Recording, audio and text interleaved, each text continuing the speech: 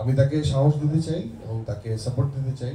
তো দায়িত্ব শুধুমাত্র আমার একলার না, আমার মনে হয় সকল আপনারা যারা আছেন সবারই দায়িত্ব। আপনাদের মধ্যে যদি এই ভ্রাতৃত্ববোধ বা এই বন্ধুত্বপূর্ণ সম্পর্ক থাকে যে কেউ একজন অসুস্থ হলে তার পাশে আপনারা সকলে আছেন। তার কি ক্যান্সার হয়েছে ভাইয়া? ওইটা আমি ডিটেলস জানি। কতদিন ধরে ক্যান্সার? গত বছর বলছে যে ক্যান্সার আক্রান্ত। কোথায় ওনার বাড়ি? কোথায়? ঢাকাতে।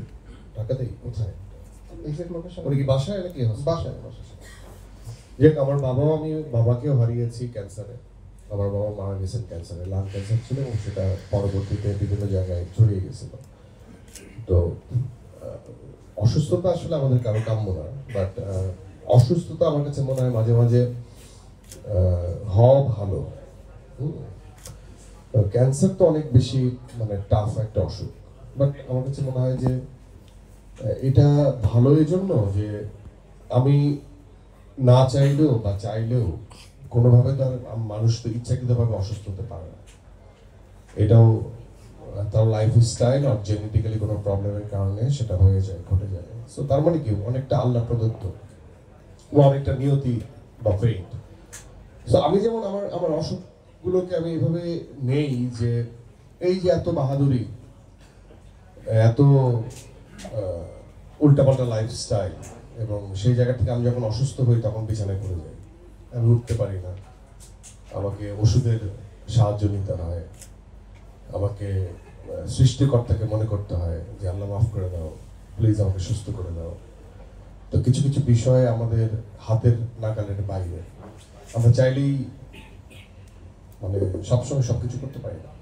তো আমি যে আমার অবস্থান থেকে অনেক ক্ষুদ্র এই বিশ্ব মানে এত বড় বিশ্বে, আমার কাছে মনে হয় যে এটা অনেক সময় খুব পজিটিভ। তো আমি বলি যে আমার বিউটিফুল সময় কাটছে কোভিডের সময়। হ্যাঁ, কারণ টানা 5 মাস আমি আমার ফ্যামিলির সাথে ছিলাম, কাজের জন্য বের হই নাই। তাহলে মৃত্যু ভয় এত দৃঢ়, মানুষের জীবনে এফেক্ট করে মৃত্যু ভয়, যে সে ঘরের থেকে আর আমি বের হচ্ছি না। আমার যে এত বাহাদুরি, এই গাড়ি নিয়ে বেরিয়ে যাচ্ছি, কাজে বের হয়ে যাচ্ছি, যখনই আমি ভয় পেলাম তখন আর আমি বাসা থেকে বের হচ্ছি না। তা আলটিমেটলি কি সবাই কি বাসার মধ্যে নিজেকে আবদ্ধ করে কি বেঁচে থাকতে পারে? তাও কিন্তু না। কোনো না কোনো ফাঁক দিয়ে কোভিড ভাইরাস তাকে এফেক্টেড করছে, সে যেহেতু তার বডি ইমিউন সিস্টেম দুর্বল, তাকে ধরে ফেলছে, সে মারা গেছে। এই জন্য বলি যে মৃত্যু, জন্ম যখন হয়েছে তখন মৃত্যু নিশ্চিত, এটা আমরা সবাই বিলিভ করি না?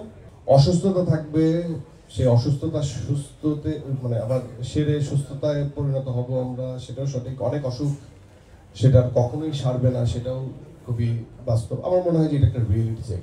তবে মন থেকে আমি দোয়া করতে পারি আপুটার জন্য, সেই যেন সুস্থ হয়ে ওঠে। কিন্তু আবার এটাও বলতে চাই যে যে মনোবল হারানো যাবে না, যেটা যে সত্যটা আপনি জানেন, যে সত্যটা আমি সবার, আজকে আমি আসছি কালকে নাই।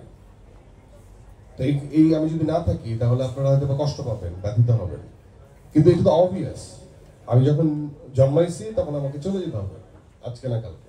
সো এই রিয়েলিটি যদি কারো মাথায় থাকে, আপনারা যদি মাথায় রাখতে পারেন, আমার কাছে মনে হয় যে কোনো অসুখই অসুখ না। সব অসুখই আপনি আসলে অ্যাকসেপ্ট করতে পারবেন এবং মেনে নিতে পারবেন, আর না হলে খালি হাই হতাশ হবে, আল্লাহ গো আল্লাহ কি হলো। তো আমি তাকে সাহস দিতে চাই এবং তাকে সাপোর্ট দিতে চাই। সে করে আমাকে জানায় যদি কোনো সাপোর্ট লাগে বা অন্য কোনোভাবে কি আমরা তাকে সাহস দিতে পারি কিনা।